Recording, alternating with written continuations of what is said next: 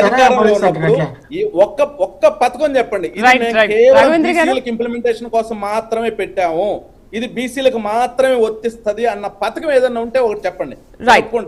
మోహన్ గారు, ఇప్పుడు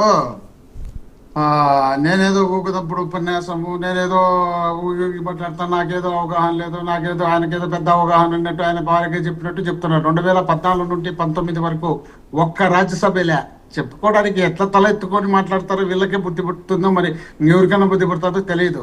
మేము 4 ఇచ్చినాం రాజ్యసభ మెంబర్లు, 4 మేము ఇచ్చిన 4 మేము 2,70,000 కోట్ల రూపాయలు రాష్ట్రంలో అత్యధిక జనాభా ఉన్నటువంటి వారు బీసీలో.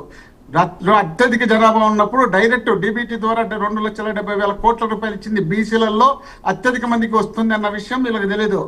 బీసీలకు సంబంధించి ఫీజు రియంబర్స్మెంట్ వాళ్ళు చదవలేని పరిస్థితి ఉంది కాబట్టి ఫీజు రియంబర్స్మెంట్ ను డాక్టర్ వైఎస్ రాజశేఖర రెడ్డి గారి నుండి జగన్మోహన్ రెడ్డి గారు మోహన్ గారు ఇంత ఆలోచించిన వాళ్ళు అసలు 34% ఉన్నదాన్ని ఎందుకు 10% తగ్గించారు?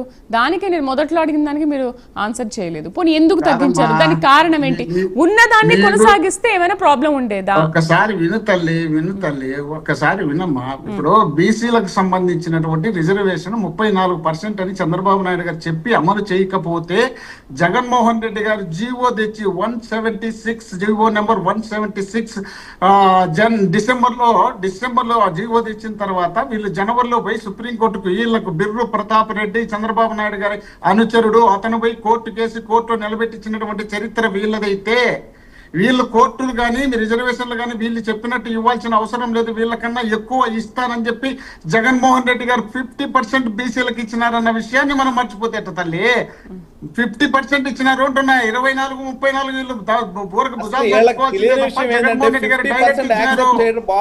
జగన్మోహన్ రెడ్డి గారు ఇస్తే పరిస్థితి మనం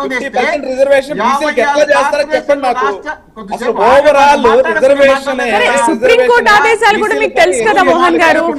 సుప్రీంకోర్టు ఏం చెప్పింది అనేది కూడా మీకు తెలుసు కదా. 50% బీసీలకు ఇవ్వాలని చెప్పిందా? 34% వరకు స్టాప్ చేయాలని చెప్పిందా? సరే, మీకు సుప్రీంకోర్టు ఆదేశాలు ఏంటో తెలుసు, ఎవరెవరికి ఎంత రిజర్వేషన్ ఎంత పర్సెంటేజ్ ఇవ్వాలనే విషయం మీకు తెలుసు.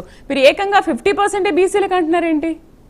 పార్టీ పదవుల్లో కార్పొరేషన్ చైర్మన్లలో ఎవరు ఇష్టం వచ్చినట్టు వాళ్ళు ఇచ్చుకోవచ్చు. గవర్నమెంట్ ఇష్టం వచ్చినట్టు, గవర్నమెంట్ లో ఉన్నటువంటి ముఖ్యమంత్రి గారు ఇష్టం వచ్చినట్టు ఇచ్చుకోవచ్చు. దాన్ని మనం దృష్టిలో పెట్టుకొని మాట్లాడవలసిన అవసరం ఉంది.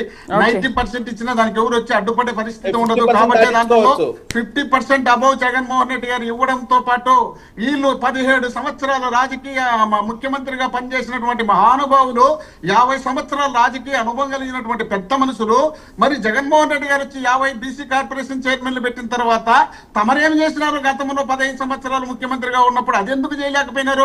మరి జగన్మోహన్ రెడ్డి గారు చేసింది చూసి మీరు ఎందుకు మాట్లాడుతున్నారు? ఈ రాష్ట్రంలో అత్యధిక మంది బీసీలు ఉన్నారన్న ఉద్దేశంలో భాగంగా 17 మెడికల్ కాలేజీలు తెచ్చి బీసీ విద్యార్థులకు అత్యధిక మందికి సీట్లు రావాలి, బీసీలకు అత్యధిక మంది జనాభా ఉన్నారు, వాళ్ళకు వైద్య సదుపాయాలు సక్రమంగా అందాలి అనే ఉద్దేశంలో భాగంగా జగన్మోహన్ రెడ్డి గారు తెచ్చే మనం 1,00,000 కోట్లు విలువ చేసేటి ప్రైవేటు వ్యక్తులకు దారాదత్తం చేయాలని ప్రయత్నం చేసినటువంటి చరిత్రను కూడా మనం మర్చిపోయి జగన్మోహన్ రెడ్డి గారిని తప్పులు పడితే ఎట్లా సార్?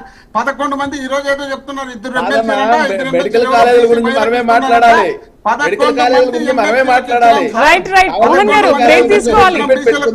మనం మాట్లాడితే మీరే మాట్లాడాలి. మీరేదో ఒకరిద్దరు చెప్పుకుంటున్నారు.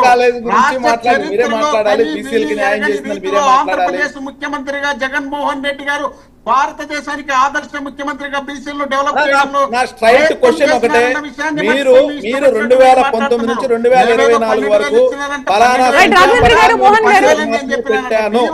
మీ ఇద్దరితో మాట్లాడదాము. రాఘవేంద్ర గారు, మీరు అడగాల్సిన క్వశ్చన్ కూడా మీరు అడగండి.